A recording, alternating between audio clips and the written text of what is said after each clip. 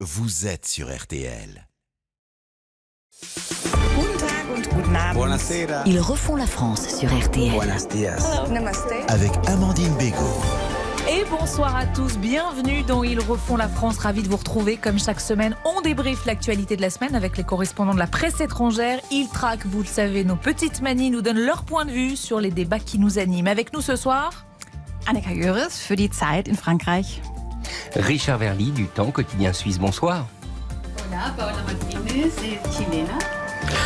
Hola, buenas tardes, Juan José Dorado, espagnol. Bonsoir et merci à tous les quatre d'être là pour ce nouveau numéro d'Ils refont la France. Au programme cette semaine, le 11 novembre, Emmanuel Macron qui veut renforcer le contrôle des chômeurs. Et puis la France détrônée 2 fois en 5 jours au rayon gastronomie. Oui, 2 fois et à chaque fois... Juan José, c'est l'Espagne qui nous détrône. Comme chaque semaine, l'idée qu'on pourrait leur piquer, coup de projecteur sur une initiative à l'étranger, qu'on pourrait ou pas d'ailleurs dupliquer ici en France. Cette semaine, des camions qui roulent au whisky. Voilà le programme. Ils refont la France, épisode 12. C'est parti. La cifra de la semana. Le chiffre de la semaine. Et on commence donc avec notre chiffre de la semaine. 11 comme le 11 novembre, jour de commémoration ici en France. Le dernier compagnon n'est plus, mais ces 1038 qui ont épousé la France, d'un amour inconditionnel allant jusqu'au sacrifice, ne disparaissent pas pour autant. L'ordre vivra. Il fera des compagnons de la liberté une source éternelle d'inspiration pour tous les enfants de France. La France est liberté, la France est transmission. Cérémonie hier soir, hier matin, sous l'Arc de Triomphe. C'est purement français, Paola, ce genre de cérémonie, tout cet apparat. Absolument, je pense que c'est vrai. Vous en faites un peu trop, mais il ne faut pas jamais dire jamais trop, un truc comme ça. Et 11 jours, nous on a 22 jours fériés quand même. Hein. On a doublé vos... 2 fois plus que nous, en France on est à 11. Exactement, mais la grande différence et la vraie exception française, c'est la parade notamment. Et c'est côté, j'ai fait une petite enquête aujourd'hui auprès des jeunes, pour lesquels aussi j'ai travaillé avec eux. Ils m'ont dit que c'était un peu déçu, que c'était un peu ringard de temps en temps, qu'ils ne se sentaient pas très près non plus de cette commémoration, alors qu'ils savent bien que c'est fait justement pour entretenir, pour la responsabilité de devoir des mémoires. Mais c'est vrai que cette parade énorme, parfois les éloigne aussi du but premier, que c'est de commémorer, de remémorer ce qui s'est passé avant. Richard, pour le Suisse que vous êtes, c'est vieillot tout ça? C'est une France qui regarde le passé? Je crois surtout que ça trahit la passion que les Français ont de l'histoire. Et ça, c'est quelque chose qu'on sait tous. Les livres d'histoire se vendent très bien, les émissions d'histoire fonctionnent très bien. Il y a des chaînes d'histoire, je crois qu'il y en a 2. Donc tout ça n'est pas très étonnant. Ça, c'est pas le cas ailleurs ? Non, à ma connaissance, non, je ne connais pas d'autres pays où il y a 2 chaînes histoire en Europe et où les livres d'histoire se vendent aussi bien. Donc ça, de ce point de vue-là, je trouve que c'est une qualité que la France regarde de son passé.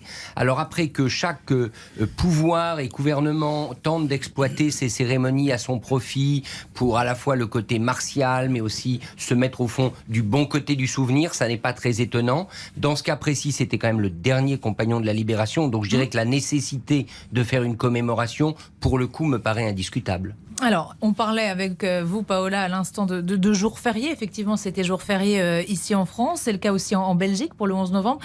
C'est pas le cas pour tous les pays qui ont participé à cette guerre. En Allemagne, bien sûr, c'est pas férié, Annika. C'est pas férié, c'est férié dans une région seulement, à Cologne. Et j'ai presque honte de le dire parce que c'est vrai que c'est une journée historique très importante. Mais nous, à Cologne, en fait, le carnaval, le 11 novembre à 11h11 commence la saison carnavalesque. Vous vous consolez ainsi de la défaite ou on peut pas dire ça comme ça? Peut-être de très loin, on va dire. Mais il y a des milliers de gens sur la rue en déguisement et on commence la saison carnavalesque. Mais c'était en discussion déjà de temps en temps s'il fallait pas commémorer quand même l'armistice, mais pour l'instant c'est le carnaval qui a pris le dessus, il faut le dire. 9 jours fériés par an en Allemagne, on est à 11 en France, on le disait, et la grande championne d'Europe c'est l'Espagne, Juan José. Quand même. 14 jours. Oui, on a 14 jours, mais c'est un peu particulier. Oui. C'est un peu particulier parce qu'en fait, il y a 8 jours qui sont les mêmes pour toute l'Espagne. Après, il y a 4 jours qui sont décidés par les gouvernements régionaux. Chaque région a ses jours fériés. C'est 4 jours fériés qu'ils décident.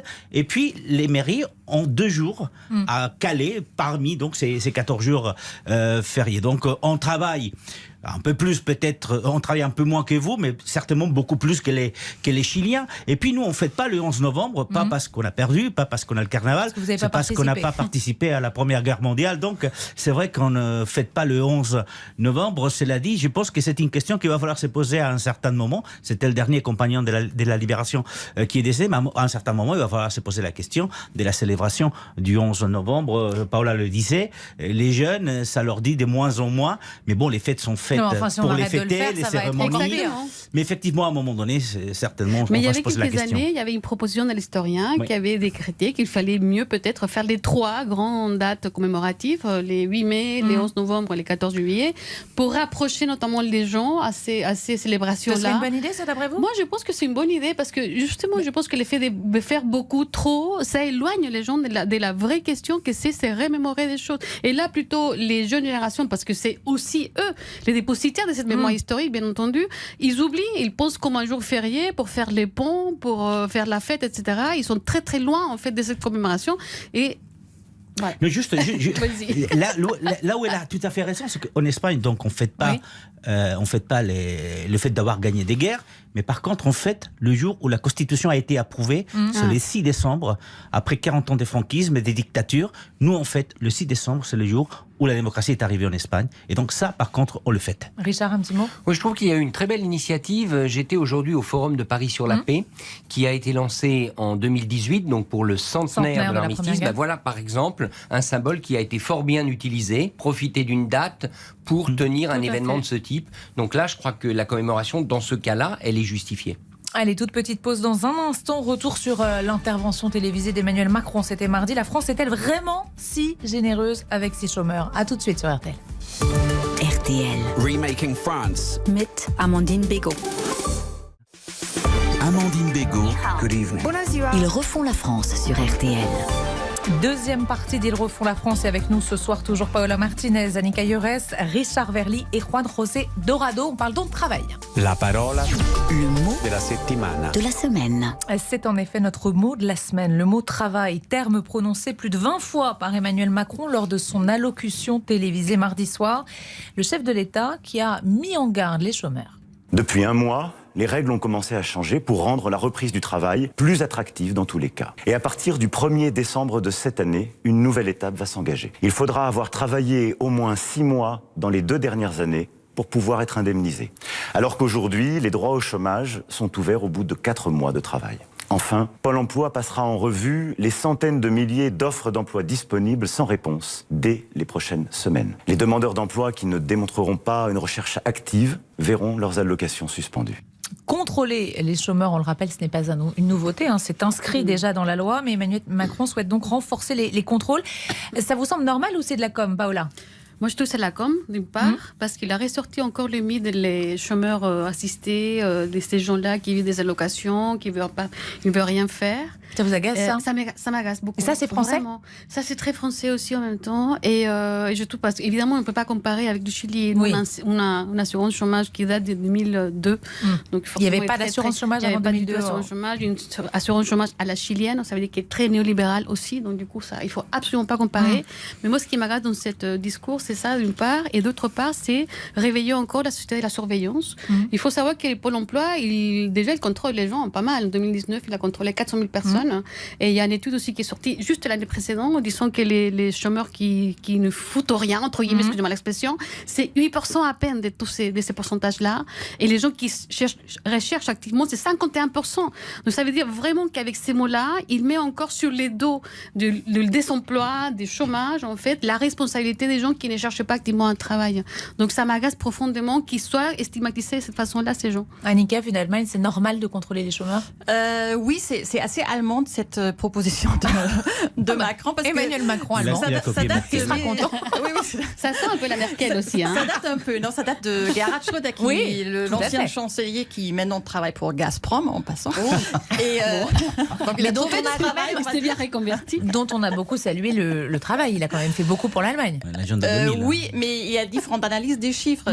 C'est vrai qu'il y a moins de chômeurs après, mais il y a beaucoup plus des jobs précaires. Enfin, il y a beaucoup de travailleurs précaires. travail précaire. Voilà. Il y a beaucoup de gens qui travaillent dans la misère, il faut le dire, qui sont après, il fallait les assister aussi ou les aider à survivre parce qu'ils gagnent 400 € par mois, par exemple, parce que le SMIC, déjà, c'est assez récent et ça ne vale pas pour toutes les professions. Donc, c'est compliqué. Si on met de la pression, évidemment, peut-être ils trouvent des boulots, mais souvent, ce sont des travails qui sont très précaires et les employeurs peuvent se le permettre parce que les chômeurs sont dans la pression. Donc, ça a des effets, assez néfastes quand même et la pauvreté a augmenté en Allemagne. Donc, je ne sais pas si c'est le recette à la Schröder, c'est vraiment la bonne pour la France. Plus de contrôle et on l'a vu, on l'a entendu, le système qui change à partir du 1er décembre. Il ne faudra plus avoir travaillé 4 mois, mais 6 mois au cours des 2 dernières années pour toucher des indemnités. C'est logique, ça, à vos yeux, Richard, ou le Suisse est complètement dépassé quand il entend tout ça? Ce qui est sûr, c'est que vu d'un certain nombre de pays à l'étranger, la Suisse en fait partie, l'Allemagne un petit peu, le Royaume-Uni sans doute, le système social français est de très loin le plus généreux. Trop généreux? Trop généreux, je ne sais pas. Je crois qu'après, chaque pays est libre de mettre en place le système qui lui convient. Mais ce qui est certain, c'est que si vous êtes un salarié suisse et que vous regardez la situation française, vous vous dites que la durée d'indemnisation et les conditions de cette indemnisation sont vraiment très, tranquilles par rapport à ce qu'on connaît en Suisse. Bon, après, en Suisse, les salaires vont être plus élevés, c'est très simple. Vous avez d'abord moins d'1 an d'indemnisation, une obligation à partir de 3 mois de prouver que vous êtes à la recherche effective d'un emploi. Donc la notion de contrôle est beaucoup plus forte. Mais encore une fois, je ne me prononce pas sur la différence des systèmes. Ce qui est sûr, c'est que dans ce cas de figure, il y a aussi une posture de la part d'Emmanuel Macron. Parce que, est-ce que très franchement, entre 6 mois et 4 mois, il y a une énorme différence ? On peut se poser la question. Donc, il se présente comme, en quelque sorte, le grand contrôleur en chef. La réalité des faits, c'est que ça ne va sûrement pas amener des changements majeurs. En revanche, si c'est vrai et si c'est possible, parce que ça c'est la question que je me pose, cette idée de revoir l'ensemble des offres d'emploi et de pouvoir déterminer si oui ou non ces offres d'emploi ont reçu une réponse, alors ça pourrait amener un changement, mais très franchement, moi lorsque j'ai pu faire des reportages à Pôle emploi, je ne pense pas qu'ils aient les moyens humains ou informatiques de contrôler tout ça. Ils n'ont pas de moyens à Pôle emploi pour faire ça, pour faire les contrôles. Effet d'annonce. Oui. En Espagne, je me pose la question, c'est une posture ou une imposture comme titre un édito? Non, mais c'était le titre d'un édito de Libération après l'allocution d'Emmanuel Macron. Mais alors imposture pourquoi? Vous dites 6 mois sur 2 ans. En Espagne, il faut travailler pratiquement 1 an sur 6 ans pour pouvoir toucher des allocations qui vont des 4 mois jusqu'à 2 ans maximum. Mais c'est aussi marqué dans la loi. Il faut être à la recherche active d'un emploi. D'un emploi. Peut-être que les possibilités sont plus variées du côté espagnol, parce que le fait que vous fassiez des cours de formation compte, le fait que vous soyez inscrit dans une application de recherche d'emploi, ça compte, le fait que vous envoyez des CV, que vous passez des entretiens d'embauche, tout ça, ça compte effectivement. Donc le système français est certainement un bon système pour les chômeurs. Je suis d'accord avec Paola, encore une fois, ça stigmatise les chômeurs et les plus précaires particulièrement, mais j'attendais voir quand est-ce qu'on allait parler justement des chômeurs. On a parlé de l'insécurité, on a parlé de l'immigration, et maintenant il fallait les chômeurs. Ben, ça y est, on l'a. Donc posture ou imposture, j'en sais rien. Mais maintenant, on a le triptyque d'une élection présidentielle. Il était candidat, justement, c'est le candidat que vous avez vu pour mardi. moi, c'est le candidat qui a parlé et qui parle de depuis... Ce qui est intéressant d'ailleurs, c'est... Pardon. Oui, je disais que c'est le triptyque, comme vous dites, d'un homme politique conservateur, pas comme libéral, comme il a été présenté la dernière fois. Là, c'est sûr qu'il penche vraiment vers la droite. Enfin, tout le monde penche vers la droite en France. Oui, alors on peut quand même lui reconnaître que s'il y a un sujet sur lequel il cherche à rester libéral au sens économique du terme, c'est précisément sur le marché du travail. Ouais. C'est-à-dire qu'il veut garder la flexibilité du marché du travail et de ce fait réduire les allocations de chômage, tout ça, ça va dans le même sens. Mais moi, ce qui me frappe encore une fois, c'est que il y a un effet d'annonce et il ne parle pas des chômeurs, il parle du travail. Et ça, c'est très intéressant. Il n'a pas eu un seul mot sur les chômeurs, sur la situation difficile des chômeurs. Il n'a fait que parler du travail et de la nécessité de retravailler. Ça, c'est très symbolique. Redonner sa force et son pouvoir au travail. Candidat, président, Paola ? Je pense que c'est un candidat. D'ailleurs, il ne faut pas oublier qu'il a dit nous croyons la France, nous croyons, nous le méritons. Il a répété plusieurs fois. Et en plus, avec cette voix rauque qui sortait des boîtes. Il est enrhumé. Non, il est enrhumé.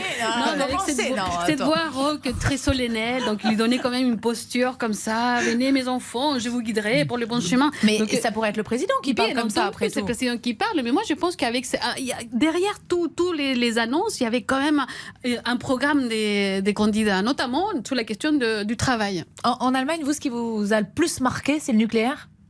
Annika ? Ça, c'est le nucléaire, oui. On ne parlait pas du tout de la 3e dose obligatoire, on parlait que de nucléaire, parce que c'est connu que les Allemands, surtout depuis Fukushima, ils sont vraiment contre le nucléaire. Donc nous, on va sortir le nucléaire l'année prochaine, en fait. À la fin de l'année prochaine, il n'y aura plus de centrales nucléaires en Allemagne qui est en fonction. Donc du coup, de construire des nouveaux centrales nucléaires, ici en France, ça n'a pas beaucoup ému les gens, j'ai l'impression. C'est ça qu'on a retenu en revanche en Allemagne. Mais en revanche, voilà, en Allemagne, sur la une, c'était ça, les nouveaux centrales. Où est-ce qu'ils vont être construits et tout ça? C'est vrai que ce sont toutes des questions qui ne sont pas encore dites. Enfin, on ne connaît pas la réponse, mais les Allemands se posent la question. Ça les a choqués beaucoup. Alors officiellement, Emmanuel Macron n'est pas encore candidat. Ce qui est sûr, en revanche, c'est que dès le 1er janvier prochain, il va prendre la présidence de l'Union européenne. Parmi les dossiers qu'il y aura à gérer, il y a ce bras de fer avec la Biélorussie, cette crise des migrants à la frontière avec la Pologne et des déclarations qui s'accentuent, cette tension qui monte, la Russie aussi pointée du doigt. C'est inquiétant tout ça, Richard ? Je crois qu'en tout cas, Loukachenko est un vrai problème pour l'Union européenne et pourrait s'avérer un vrai problème pour Emmanuel Macron. Parce que ce qui est frappant, c'est que dans son discours, il a dit en gros, je vais prendre la tête de l'Europe, vous allez voir ce que vous allez voir, et vive l'Europe.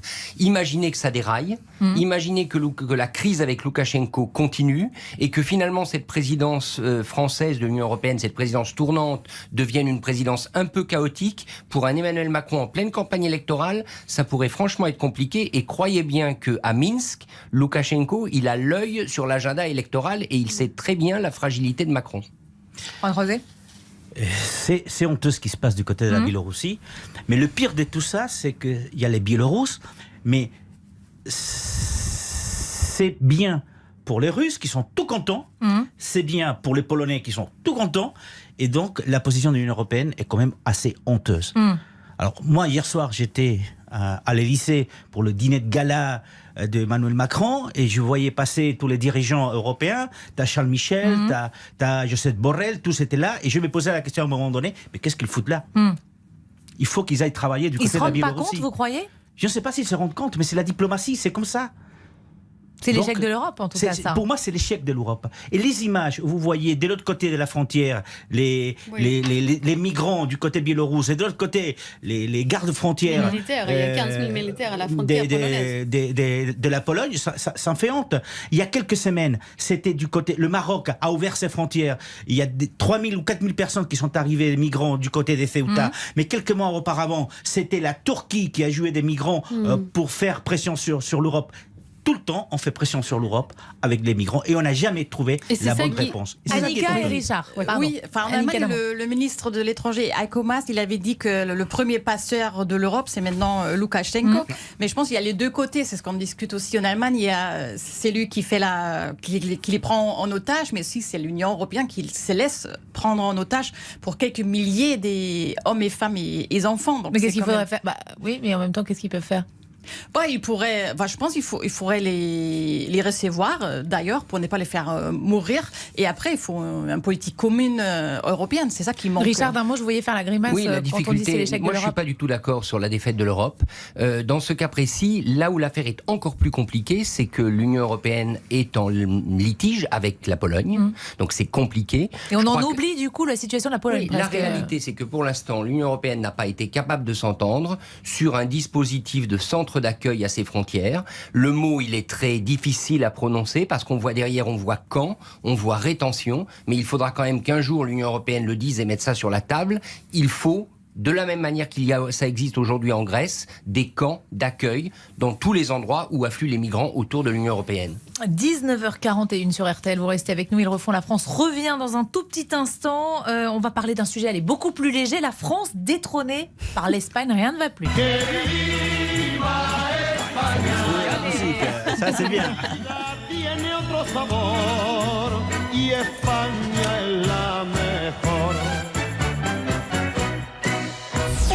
Loro rifanno la Francia. Ils refont la France con Amandine Bégaud. Ils refont la France sur RTL. Avec Amandine Bégaud. Troisième partie d'Ils refont la France et avec nous ce soir toujours Annika Yeres, que vous entendiez, Paola Martinez, Richard Verly et Juan José Dorado. Si vous le voulez bien, on passe à table.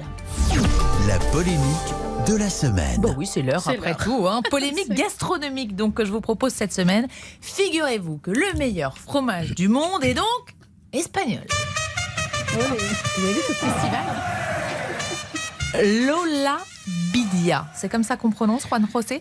Olavidia. Olavidia a été sacré donc cette semaine au World Cheese Awards. Les Poisses, fromage français, fini deuxième. Je ne savais même pas, franchement, Juan José, qu'on faisait du fromage en Espagne. Comment ça, vous savez pas? Mais si, c'est vrai. Mais je savais pas. C'est incroyable. Je suis pas la seule. Annika non plus, en Allemagne, ne savait pas non plus. Vous savez, on a du soleil, on a les plages et on a des fromages, les Espagnols. Je sais qu'on dit on el n'a queso. peut-être pas el queso, on n'a peut-être pas autant de fromages qu'en France. Peut-être qu'on n'a pas autant de dénominations d'origine protégées, mais on en a quand même quelques dizaines. Et là, la Olavidia, c'est quand même un fromage qui est fabriqué en Andalousie. Fromage de chèvre. C'est un fromage artisanal, déjà, donc je vous vois saliver tous déjà, donc de façon, qui est affiné pendant une quinzaine, une vingtaine de jours, qui est une pâte molle. Alors vous vouliez nous en apporter, on va le dire. Voilà, j'ai essayé de chercher, il n'y en a pas du tout en France. Est-ce que j'ai tout était vendu? Je suis allé sur les sites de la petite maison, c'est une petite maison artisanale avec 6 employés, 6 employés, et tous leurs stocks sont vendus. Merci, donc il y a une liste d'attente. Mais ce fromage espagnol quand même, qui est arrivé en premier, bon, vous allez le dire, c'est le deuxième, c'est un fromage français. Et ça s'est joué à 5 voix. Il a été élu parmi plus de 4000 fromages. 16 finalistes, et puis l'espagnol qui gagne, comme souvent.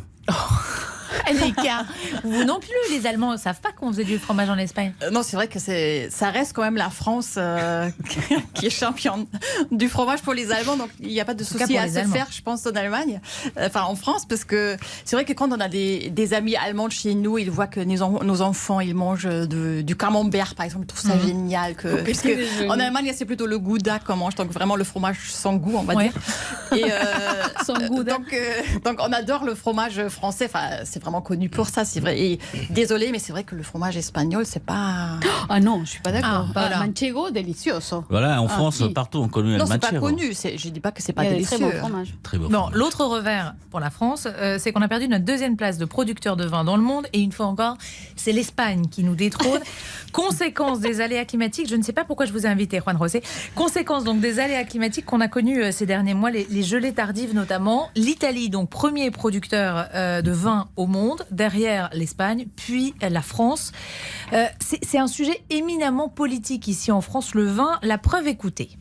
Le vin fait partie de ces parts de la table à la française, de ce qui égaye aussi un repas. Ça participe pour moi vraiment de notre culture, de notre civilisation, de notre façon d'être ensemble. 30% des touristes qui viennent en France motivent leur déplacement aussi par la gastronomie et le vin. Je ne crois pas que le vin soit un alcool comme les autres. Le vin, c'est un produit de bonheur aussi. Les Esquimaux ont 25 noms pour parler de la neige. Nous, plus de 100 pour parler du vin. Bon, on a vraiment un rapport particulier avec le vin en France, Richard. Oui, et c'est absolument normal, vu l'importance du vignoble dans ce pays, vu tout ce qu'il y a autour en termes de littérature, d'histoire, de passion populaire. Ça me paraît pas du tout étonnant, et toutes les personnalités qu'on entendait, je crois qu'il y avait Emmanuel Macron, Jean-Luc Mélenchon. Je veux dire, personne en France ne peut partir en guerre contre le vin. En tout cas, si vous êtes responsable politique. Alors, il y a eu un président, je crois qu'il ne buvait pas du tout, c'était Nicolas Sarkozy, il me semble.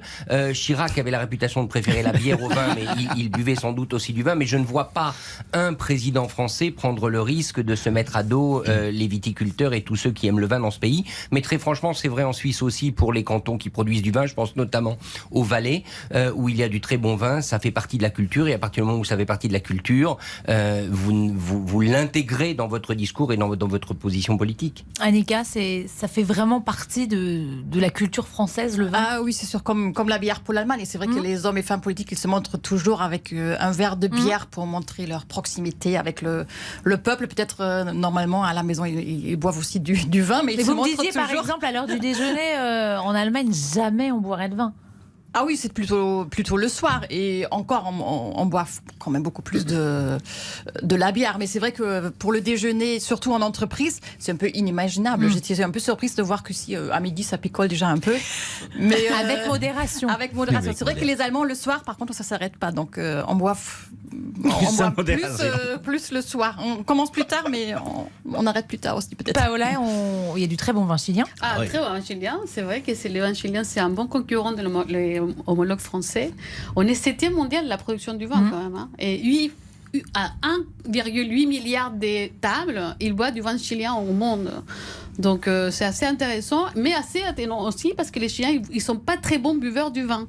Ça a été petit à petit, en fait, les Chiliens commencent, ils boivent du pisco, je ne sais pas si vous connaissez, c'est l'eau de vie très forte, très bonne aussi, hein, mais les gens n'ont pas du tout l'habitude.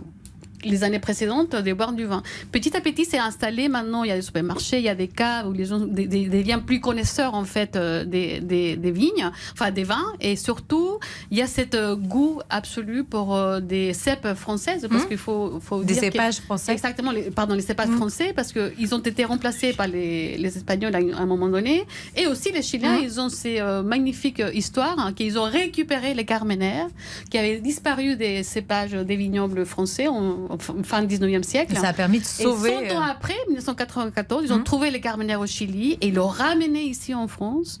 Et ils ont fait des productions de vignes, dont le Carmenère, c'est l'un des très bons vins chiliens aussi. Bon, Juan José, pour qu'on ne soit pas complètement fâché, ça reste le meilleur vin du monde, le vin français. Si vous le dites, je vous présente la prochaine fois avec modération. Je vous amène le fromage le meilleur au monde avec l'une des meilleures bouteilles au monde des Rioja. Et quand même, il faut savoir, l'Espagne est le premier pays producteur des vins en vrac. C'est le premier producteur au monde des vins en vrac déjà. Et au niveau de mètres carrés de terres cultivées de vignes, c'est aussi l'Espagne qui a plus de vignobles que la France en kilomètres carrés. Donc l'Espagne est aussi un pays de vin et je vous le montrerai avec un très beau fromage, un très beau vin. Et Amandine amènera du pain français. Mais voilà. Pain français. Oui, parce que ça, le pain, quand même, ça vous êtes d'accord, le pain, on garde le pain français. C'est le trio parfait. Allez, toute petite pause dans un instant. L'idée qu'on pourrait leur piquer avec ce soir, non pas du vin, mais du whisky pour faire rouler les camions. Et oui, à tout de suite. Ils refont la France sur RTL. Mais Amandine Bégaud. Amandine Bégaud. Good evening. Ils refont la France sur RTL. Et suite d'Ils refont la France, et Arthur Asquin nous a rejoint. Bonsoir Arthur. Bonsoir Amandine. La idea qu'on pourrait leur piquer. Que podríamos copiarles. Chaque semaine, Arthur, vous nous présentez deux idées, deux initiatives trouvées à l'étranger qu'on pourrait, ou pas d'ailleurs, on le précise, décliner ici en France. Oui, on précise. On va commencer avec l'Écosse, où l'on utilise donc une boisson locale comme carburant. Et oui, la distillerie de Glenfiddich fait rouler ses camions au whisky. Alors pas avec le spiritueux directement, ce serait du gâchis et très coûteux. Oui. En fait, l'entreprise récupère le mou. C'est le résidu du brassage de l'orge et de l'eau. Ce mou, il est ensuite stocké dans d'immenses dômes où il macère pendant 1 mois. C'est la méthanisation. Ensuite, le biogaz est acheminé via des canalisations jusqu'à une pompe où viennent se brancher les camions. Chaque engin qui roule au biogaz permet d'éviter de rejeter 250 tonnes de CO2 par an. Et outre-Manche, la famille royale, elle donne l'exemple dans ce domaine. Le véhicule personnel du prince Charles, il roule grâce à des résidus de vin et de fromage. On y revient à cette histoire de vin et de fromage. Autre idée qu'on pourrait leur piquer avec l'Autriche. Et oui, parce que face à la remontée des cas de Covid, le pays est sur le point de confiner les personnes non vaccinées. Alors certaines entreprises font tout pour convaincre les citoyens récalcitrants à la vaccination. C'est le cas de cette maison close, le Foodpalast, le palais des plaisirs. Depuis le 1er novembre, les clients qui se présentent pour la piqûre bénéficient ensuite de 30 minutes gratuites avec l'hôtesse de leur choix. L'objectif, c'est de faire grimper le nombre de vaccinés. Seuls 65% des Autrichiens sont vaccinés complètement, et c'est pas non plus désintéressé. C'est pas non plus. C'est pas non plus désintéressé, puisque l'établissement a perdu 50% de ses clients à cause de la pandémie. Bon, entre le whisky carburant et l'offre alléchante ou pas pour la vaccination, vous choisissez quoi, Richard ? Écoutez, la deuxième solution pourrait en France susciter beaucoup de vocations, mais je crois que ce n'est pas possible. On pourrait poser la question. Certains aussi. Mais en Suisse, c'est possible, je crois. Effectivement, la législation permet, mais les maisons closes, ça dépend effectivement des cantons également. Exactement. Paola ? C'est tentant. Le whisky Non, le biocarburant, enfin la première idée, je trouve que c'est très... Nous, on pourrait faire au pisco, peut-être. Je me demande si ça sent le whisky dans les rues. Est-ce que ça sent Non, ça ne sent rien. Ça ne sent rien. Enfin, a priori. C'est presque dommage. Juan José. La deuxième idée pourrait marcher en Espagne, parce qu'il y a des maisons closes, parce que la prostitution en tant que telle n'est pas vraiment interdite. Donc la deuxième pourrait peut-être marcher et faire le bonheur de beaucoup d'Espagnols et des transfrontaliers français qui vont du côté espagnol souvent. Bon, on a beaucoup parlé gastronomie ce soir. Je voulais juste vous signaler ce sondage qui, moi, m'a fait bondir. Écoutez bien, 40% des petits Américains, on parle des 4-7 ans, donc ils sont tout petits, mais quand même, pensent que les hot dogs sont des légumes. 40%. Oui. Bon, c'est pas étonnant. C'est américain. C'est pas étonnant, c'est américain. C'est américain. C'est très américain. Ils connaissent pas les légumes, vraiment. Ici en France, on connaît les légumes. Sûr. Oui. Si, à la cantine, ils sont obligés. Mais moi, j'ai été très frappé quand j'étais l'an dernier en reportage pour les élections présidentielles américaines. Dans les supermarchés américains, je parle des petits supermarchés, vous n'avez pas de légumes frais. Oui, c'est ça. C'est vrai. Et quand il y en a, ça coûte une fortune. Il y avait un autre sondage en Allemagne où les enfants ne savaient pas que le poisson pané, ça nage pas comme ça dans la mer. Donc il y a des dérapages. C'est vrai qu'on est tous un peu loin de la production. Donc du coup... Bon, vous avez peut-être récupéré le bonnet d'âne en la matière, Annika. Merci en tout cas infiniment à tous les quatre. Merci aussi à vous, Arthur. Ils refont la France revient bien sûr vendredi prochain. Dans un tout petit instant, c'est RTL Foot, juste avant l'essentiel de l'actualité. À tout de suite. RTL. Remaking France. Mit Amandine Bégaud.